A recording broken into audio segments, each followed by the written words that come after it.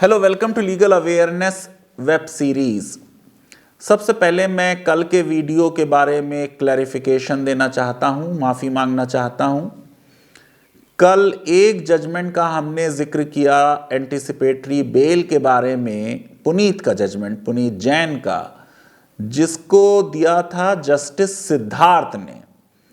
मैंने ये समझा कि ये कुछ शायद टाइपिंग मिस्टेक है और इसमें वर्मा प्रिंट होना रह गया, और मैंने उसको कह दिया कि ये जजमेंट है जस्टिस सिद्धार्थ वर्मा का। वो गलत थी बात। जस्टिस सिद्धार्थ अलग जज हैं, जस्टिस सिद्धार्थ वर्मा अलग जज हैं।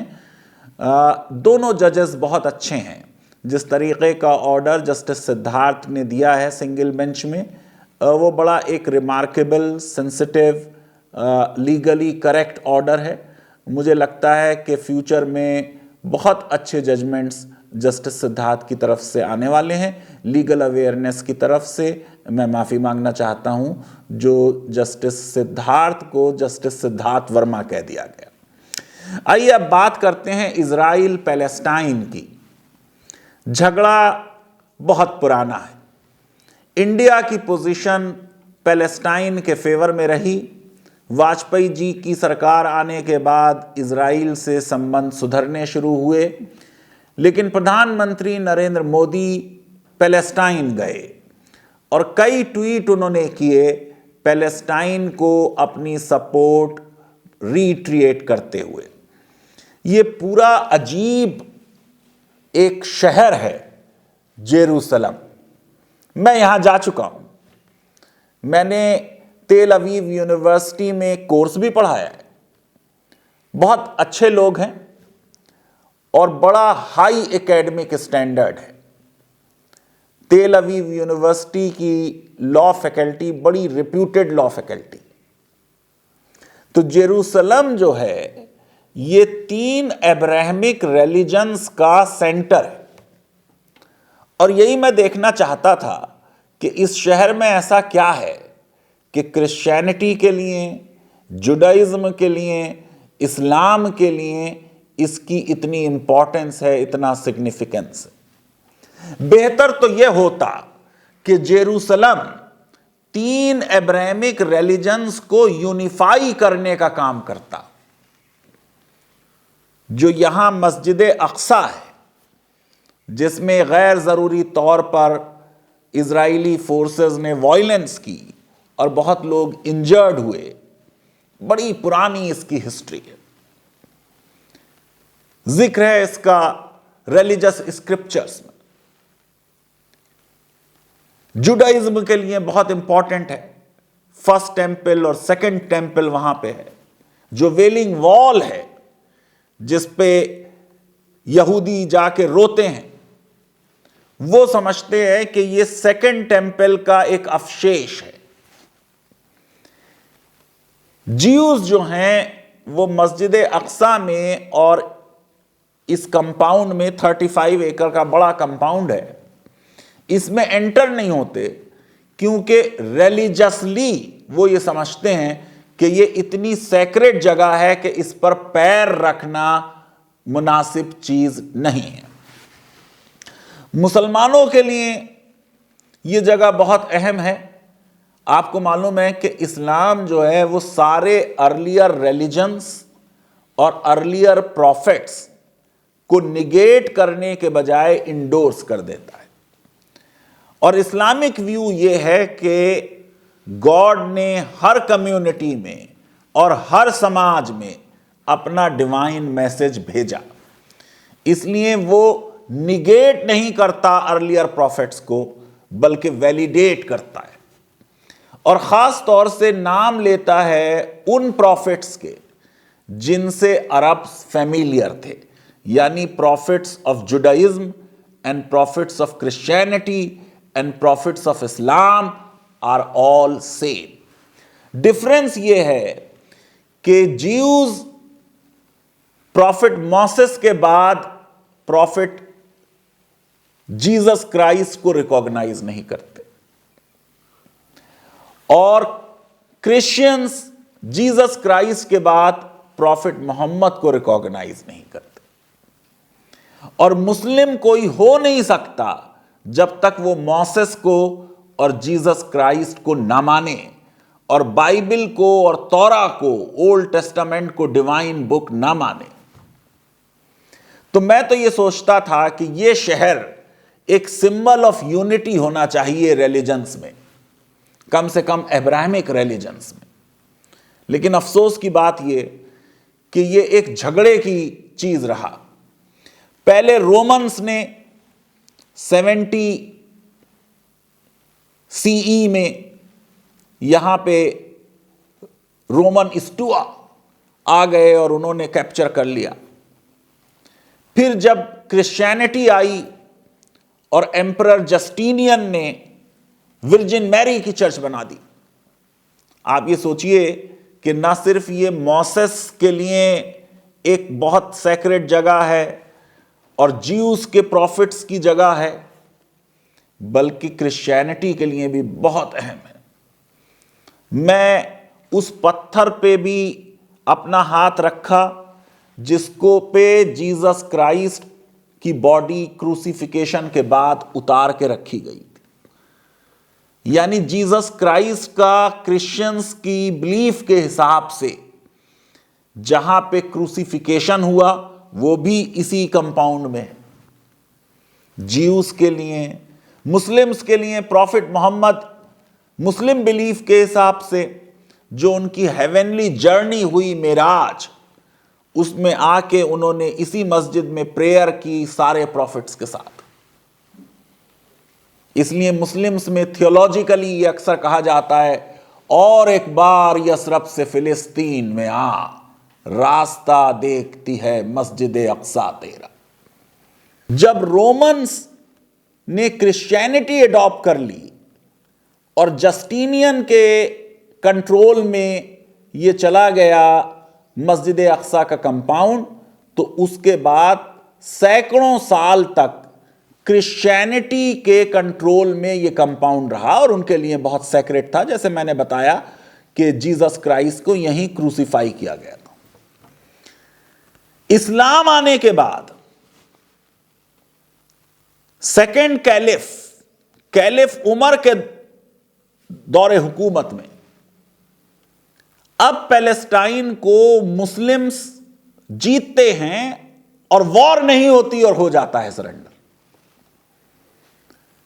और जो वहां के क्रिश्चियन प्रीस्ट हैं वो इस कंपाउंड की चाबी कैलिफ उमर को दे देते हैं। इस तरह मुसलमानों ने इस कंपाउंड पे जो पोजेशन लिया वो ज्यूस को डिस्प्लेस करके नहीं लिया, वो क्रिश्चियंस से लिया। ज्यूस को डिस्प्लेस क्रिश्चियंस ने किया था। और आपको मालूम है ज्यूस और क्रिश्चियंस में जो एक झगड़ा रहता है वो इसलिए क्योंकि क्रिश्चियंस ये मानते हैं कि ज्यूस की वजह से जीसस क्राइस्ट को रोमन्स ने क्रूसीफाई किया। उसके बाद क्रिश्चियन वर्ल्ड में ज्यूस के साथ लगातार बहुत जुल्म होता रहा और मुस्लिम वर्ल्ड ने ज्यूस को हमेशा प्रोटेक्ट किया। फिर बाद में ऑटोमन एम्पायर बन गया और पैलेस्टाइन ऑटोमन एम्पायर के अंडर में आ गया। फर्स्ट वर्ल्ड वॉर के बाद जब ऑटोमन एम्पायर डिसइंटीग्रेट हो गया तो पैलेस्टाइन जो है वो इंग्लैंड के कंट्रोल में मैंडेट टेरिटरी बन गया। अब इंग्लैंड को देना चाहिए था पैलेस्टाइन वापस पैलेस्टीनियंस को, लेकिन उन्होंने स्टेट ऑफ इजराइल बनवा दी। लेकिन हम लॉ की बात करना चाहते हैं। ये लीगल अवेयरनेस वेब सीरीज है, हम थियोलॉजी में नहीं जाना चाहते। ये अलग बात है कि कुरान में प्रॉफिट मोसेस का, बनी इसराइल का, पीपल ऑफ इजराइल और जीसस क्राइस्ट का और मैरी का जिक्र बहुत ज्यादा है, लेकिन हम लॉ पे हैं, हम थियोलॉजी पे नहीं। तो बात पैलेस्टाइन सीरीज में आज पहले करेंगे कि लीगल स्टेटस क्या है इस अल अक्सा मॉस्क का। आपको मालूम है इस अल अक्सा मॉस्क के टेक ओवर के लिए क्रिश्चियंस यूरोप से आते थे और क्रूसेड्स हुई। पहली क्रूसेड में तो क्रिश्चियंस को कामयाबी हुई और फिर सेकंड क्रूसेड में सलाउद्दीन अय्यूबी ने उन्हें शिकस्त दी और उसके बाद बार बार फौजें आती रहीं ईसाइयों की, लेकिन वो इसको कैप्चर नहीं कर पाए। तो अल-अक्सा जो है ये एक सिल्वर डॉम्ड मॉस्क है 35 एकड़ कंपाउंड में, जिसको अल हरम शरीफ कहते हैं। मुसलमानों के लिए तीसरी होलीएस्ट प्लेस है। काबा मक्का में हो गया, मदीने में हरम हो गया, मस्जिद नबवी, और ये अल-अक्सा मॉस्क। और मुसलमानों का पहला किबला यही थी, अल-अक्सा मॉस्क। पहले मुसलमान कोई तकरीबन 12 साल तक इंक्लूडिंग प्रॉफिट मोहम्मद प्रे करते थे अल-अक्सा मॉस्क की तरफ अपना मुंह करके। बाद में एक प्रेयर के दौरान यह डिवाइन मैसेज आया कि अब आप अपना मुंह मक्के में जो काबा है उसकी तरफ कर लीजिए। यह ईस्ट जेरूसलम में है, ओल्ड सिटी में। आपको मालूम है कि पैलेस्टाइन ऑटोमन एम्पायर का हिस्सा था। वर्ल्ड वॉर फर्स्ट के बाद यह मैंडेटेड टेरिटरी बन गया, ब्रिटेन के कंट्रोल में दे दिया गया। ब्रिटेन को लीगली स्पीकिंग इसको वापस फिलिस्तीनियों को देना था, लेकिन अंग्रेजों ने फिलिस्तीनियों को देने के बजाय जो यूरोप से मारकर, पीटकर, एक्सप्लॉइट कर कर जर्मनी में जो होलोकास्ट हुआ था, ज्यूज भागे थे, उनको इजराइल में बसा दिया और ये एक ज्यूइश स्टेट बन गई। 1947 में यूनाइटेड नेशंस ने जो एक पार्टीशन प्लान बनाया, उस प्लान में 2 स्टेट्स बनाने का प्रपोजल था।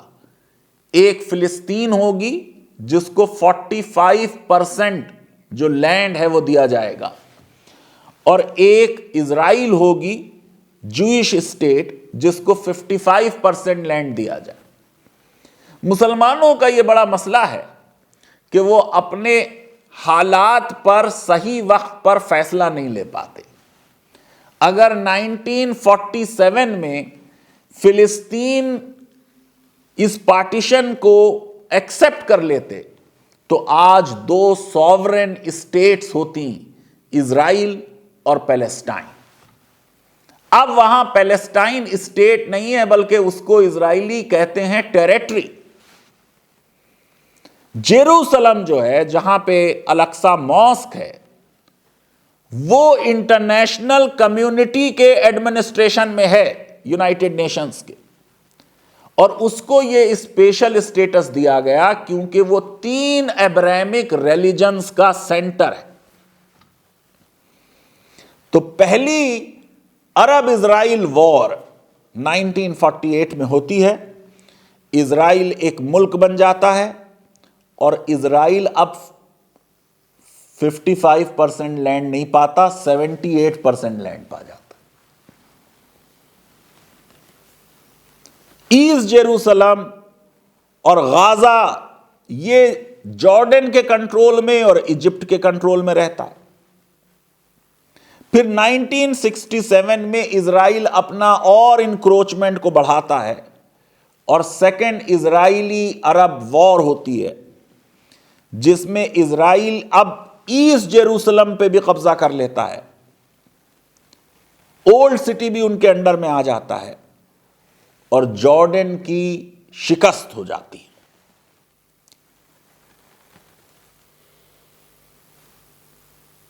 अब एक एग्रीमेंट हो जाता है। उस एग्रीमेंट के तहत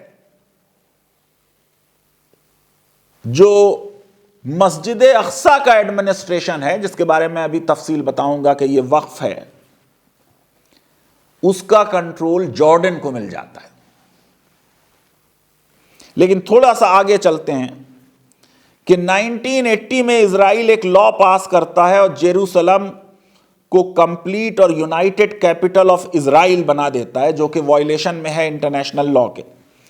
कोई कंट्री इसे रिकॉग्नाइज नहीं करता। ट्रंप एडमिनिस्ट्रेशन ने थोड़ा इसको रिकॉग्निशन दे दिया। 4 लाख पैलेस्टीनियंस हैं जेरूसलम में जो सिटीजन नहीं है इजराइल के, क्योंकि वो इजराइल को स्टेट नहीं मानते। वो पैलेस्टीनियन अरब लिखते हैं अपने को, और उनके पास परमानेंट रेजिडेंसी है। जो ज्यूज हैं उनके पास जाहिर है कि सिटीजनशिप है। और अब इजराइल ने बहुत सख्त कंडीशंस लगा दी कि पैलेस्टीनियंस मस्जिद अक्सा में किधर से एंटर होंगे, कब एंटर होंगे। फ्राइडे में भी और शराइत लगा दी गई। तो ये एक वो बैकग्राउंड है जिसको समझने की जरूरत है। मैंने आपको बता दिया कि ये जो वेलिंग वॉल है इसको अवशेष माना जाता है सेकंड जुडाइज्म का जो टेंपल है उसका। मुसलमान ये समझते हैं कि इसी वॉल पे बुर्राक, जिस पे बैठ के प्रॉफेट मोहम्मद उनकी बिलीफ के हिसाब से अपनी हेवनली जर्नी पर गए, मेराज पे गए, उसे बांधा गए। वहां पे एक लोहे का वो लगा हुआ भी है जिसको कहते हैं कि इसमें बुराक बांधा गया था।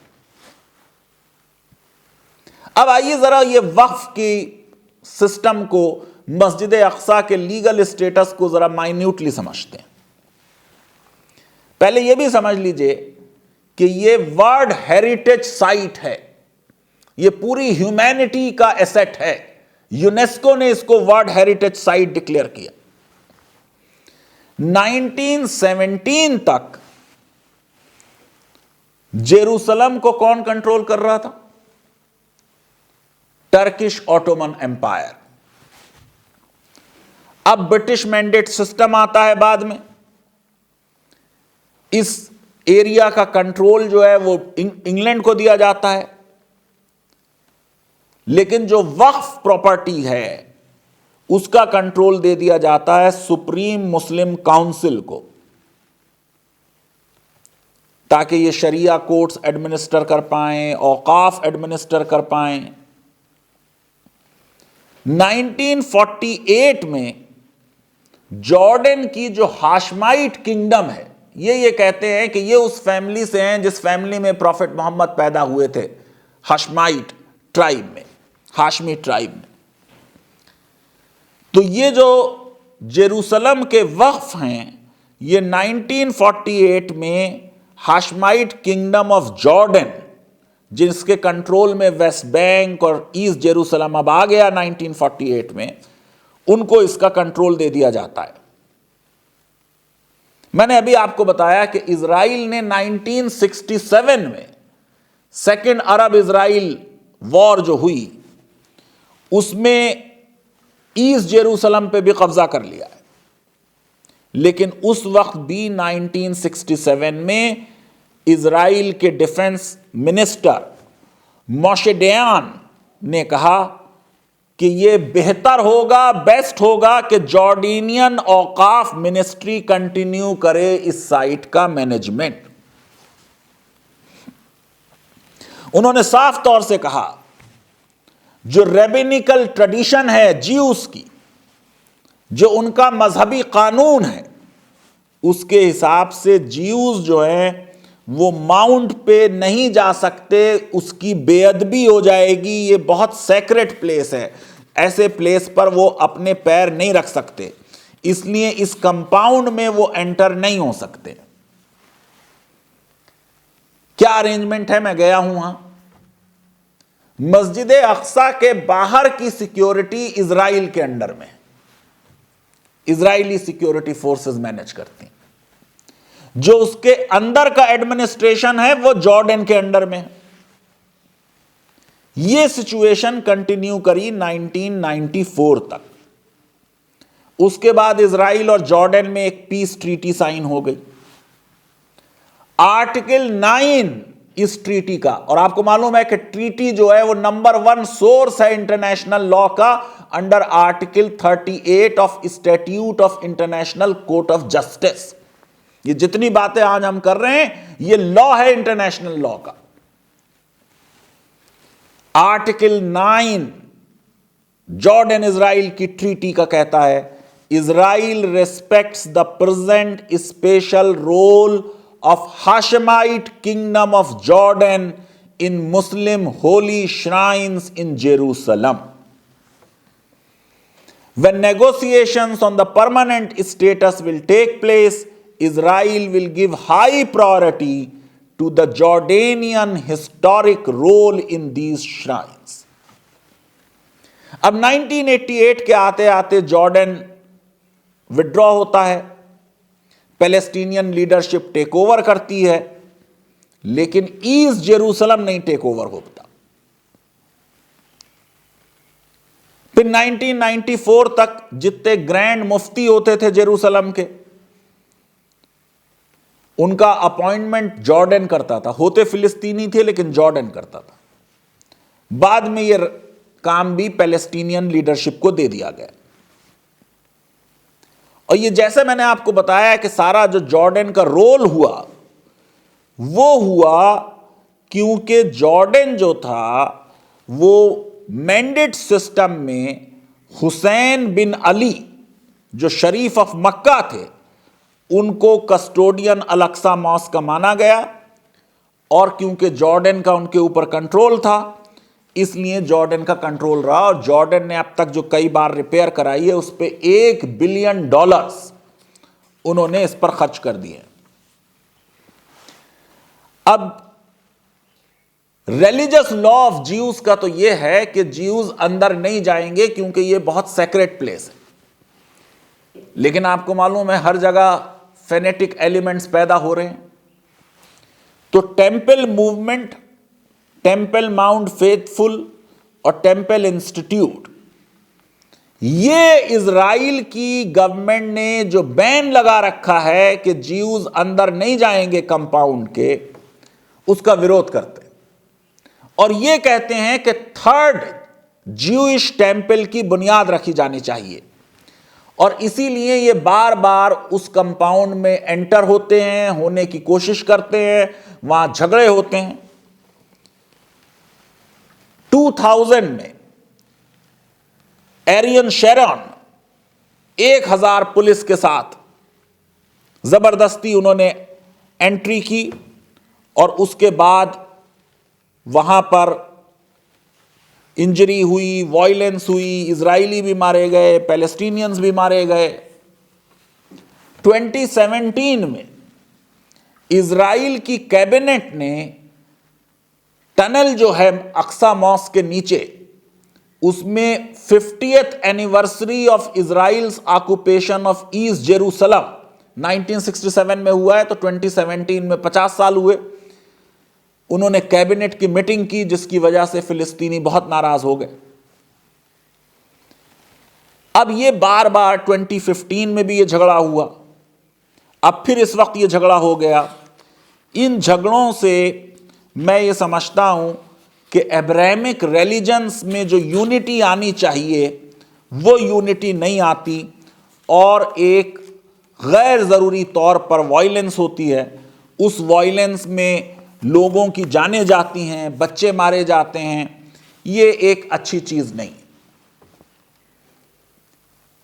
अब अगले एपिसोड में मैं आपको जो रियल लीगल झगड़ा इस वक्त पैलेस्टाइन और इजराइल में लेके हो रहा है वो हो रहा है जूइश सेटलमेंट को लेके। इजराइल की सरकार ज्यूज को पैलेस्टीनियन इलाकों में बसा रही है, उनके लैंड पर कब्जा कर रही है। हम बात करेंगे अगले एपिसोड में कि इस पर इंटरनेशनल लॉ क्या है, यूनाइटेड नेशंस की क्या पोजीशन है, इजराइल की सुप्रीम कोर्ट ने क्या कहा है। कल पूरा देश ईद उल फित्र को मनाएगा। मैं आप सबको मुबारकबाद देना चाहता हूं। ईद सादगी से मनाएं, घरों पर मनाएं, मस्जिदों में, ईदगाहों में नमाज पढ़ने की कोशिश ना करें।